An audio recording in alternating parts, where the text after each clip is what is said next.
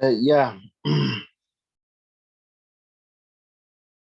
I want to be very loud in the literature review because it is a little bit unique. It will be different compared to other projects. So I want to be very loud and clear. Just focus. I want to focus on, I think, three things that I want you guys to be keen. And just like any other chapter, when you are starting literature review and a systematic review, which is literature review is the second chapter. So every time you're starting a chapter, make sure you give an overview. An overview in this case, you talk about what you're going to cover. That's what you are going. You talk under chapter overview. Like under literature review, just be brief, just in 2 or 3 lines. Say that in this section, I'm going to critically analyze existing literature on the topic of on your topic of discussion.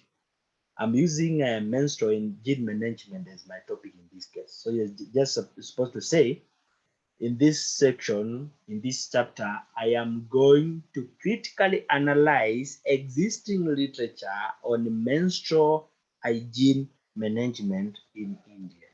As simple as that. Then you then list all you are going to cover, which subtopics. Like for example, if it is menstrual hygiene management in India, the subtopics here are very different. You don't approach literature review and a systematic review the same way you approach it with the other methodologies. This is a little bit unique. For example, let me share my Word document in this case.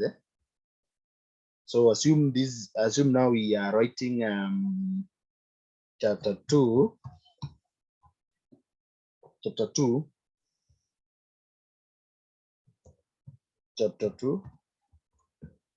which is literature review.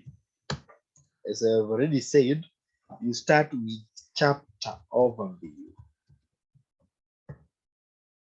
And the chapter overview, first of all, state what the aim of the chapter, like this chapter is going to critically analyze existing literature on menstrual hygiene management. And then you talk about the subtopics, like the next subtopic will be this, and this, up to the last subtopic of this chapter, whereby the last subtopic will be conclusion. From here henceforth, from chapter 2 henceforth, every chapter will begin with an overview and will end with a conclusion. So, for example, assume these were our objectives. I want to show you what should be our subtopics in this case. Assume these were our objectives. Assume the first objective was to identify authorities or bodies involved in menstrual hygiene management in India, and our second subtopic was our second objective was to recommend strategies for improvement in menstrual hygiene management. Assume those were our objectives. Of course, they are supposed to be 3 or more, but assume these were objectives. For some people, and for any other project, here's what people do. After chapter overview, they specifically get their subtopic from the objective. So like if assume in this case, I know some people would, the second subtopic of some people would be bodies involved in menstrual hygiene management in India. This is right with other dissertations, but under systematic review, it is wrong. You don't focus specifically on your objectives. You don't do that. So in this case, you cover, like for this, we will cover this literature under discussion. For example, under our discussion, we'll have bodies involved in menstrual hygiene management. We'll have something which will look exactly like a literature review under discussion. So we don't specifically derive our subtopics from the objectives when it comes to systematic review. Because we are going to discuss these objectives in details, we are going to derive this our subtopics from these objectives under discussion section. So what you do here, you talk about you bring to light topics that are closely related to your objectives, topics that will help the reader understand more about your topic. That is what you are going to cover here. For example, I can start with definition of menstruation.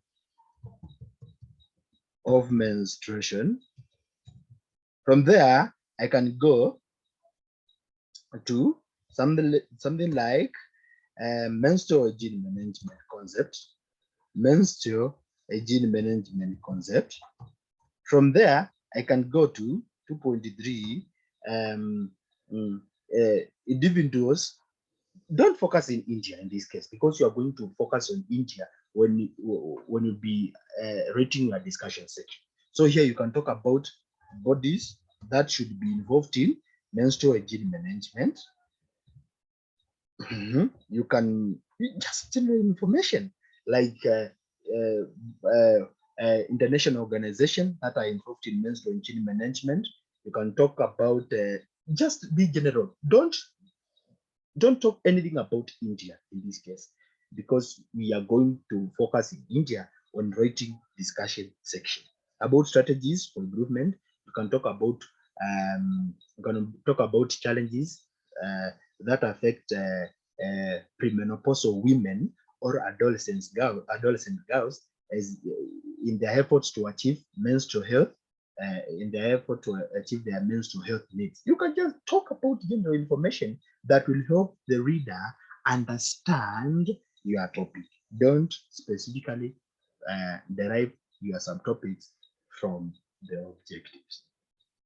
And then once you structure your chapter, the last subtopic will be conclusion. In conclusion section, which is the last section of this chapter, you bring to light the knowledge gaps that have not been filled. You say, for example, it is clear from the above review that scholars have not been able to talk about this, and this. It is clear that scholars have left this. It is clear this field has not been sufficiently discussed. And show how. Don't even stress yourself trying to show how the study is going to fill that gap, because you have already explained that under problem statement.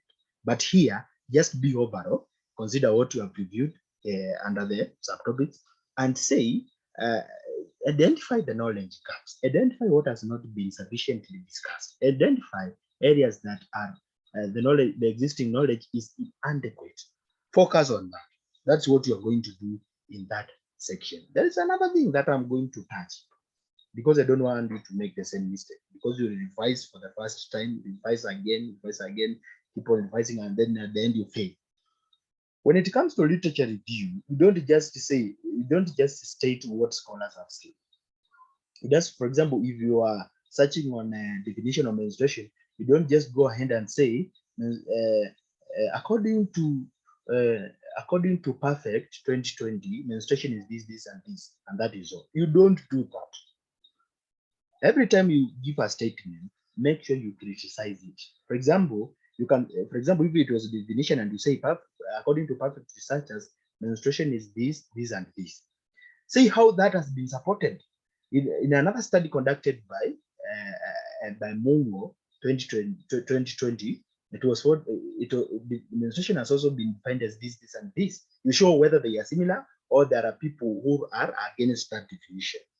Every time you state a statement, every time you give something, make sure you criticize it, support it, or disagree with it. Show how other scholars have supported that, or how other scholars have disagreed with that. Don't only mention statement and then go to the next subtopic. That would be wrong, and you just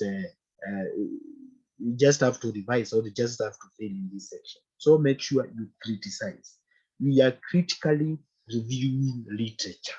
Every time you state something, make sure you show whether it has been supported or scholars have disagreed with that.